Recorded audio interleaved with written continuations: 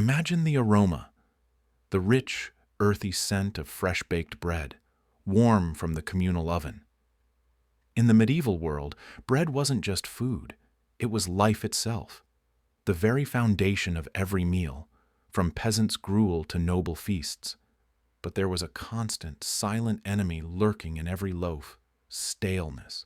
No plastic bags, no airtight containers, no industrial preservatives, just flour, water, and time. So, how did medieval people keep their precious bread from turning into rock-hard, ineatable bricks, or worse, a fuzzy green science experiment?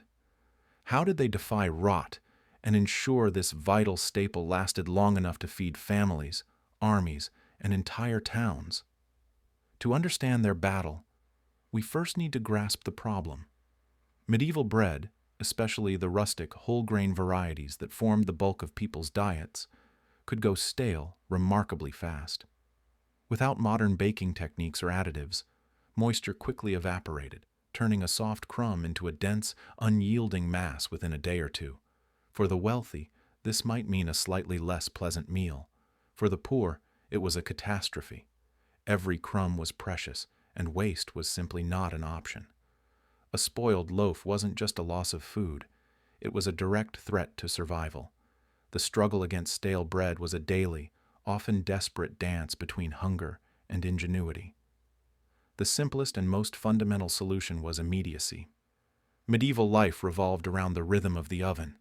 In most villages and towns, bread was baked almost daily, often in large, communal ovens.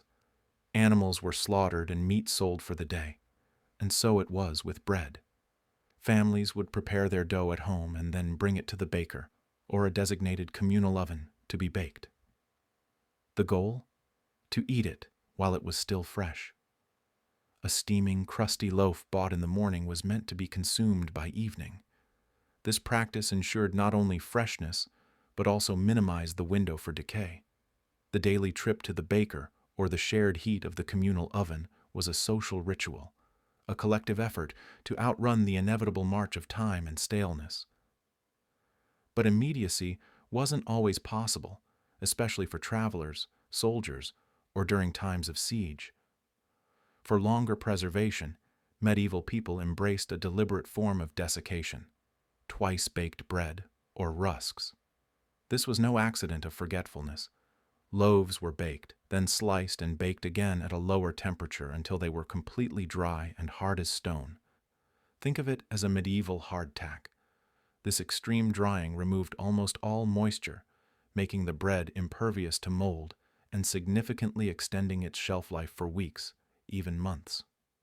While tough enough to break teeth and often requiring soaking in liquid before consumption, rusks were invaluable.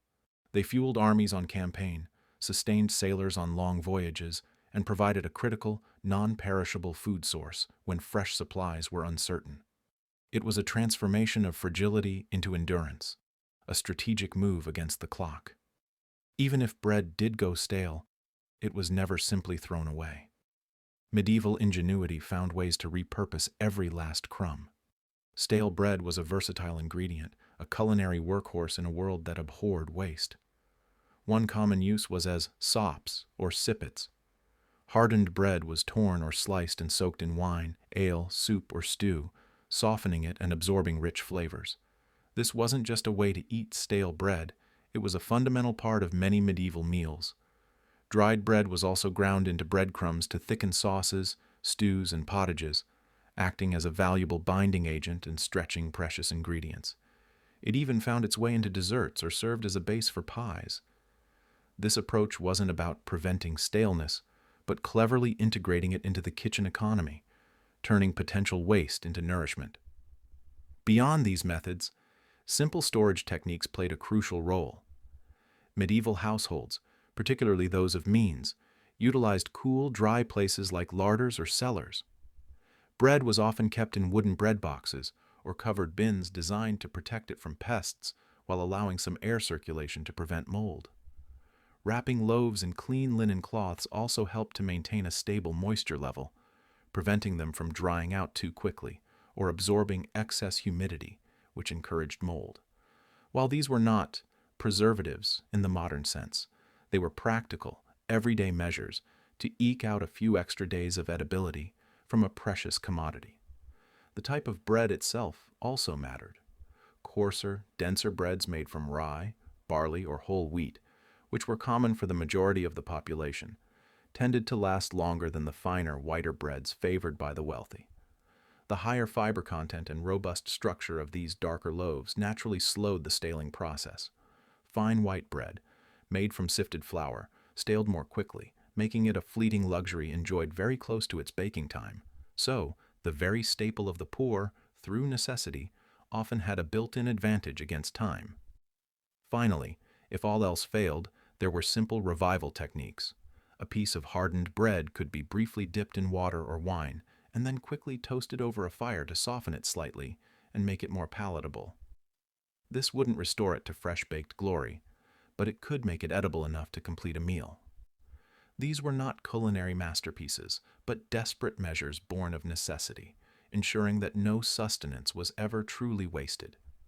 The medieval relationship with bread was a microcosm of their constant struggle against nature. Without the marvels of modern refrigeration or preservatives, they relied on a combination of speed, transformation, and ingenious repurposing. Every method, from the daily rhythm of the communal oven to the rock-hard rusk, from the humble smoky to careful storage, was a testament to their resourcefulness.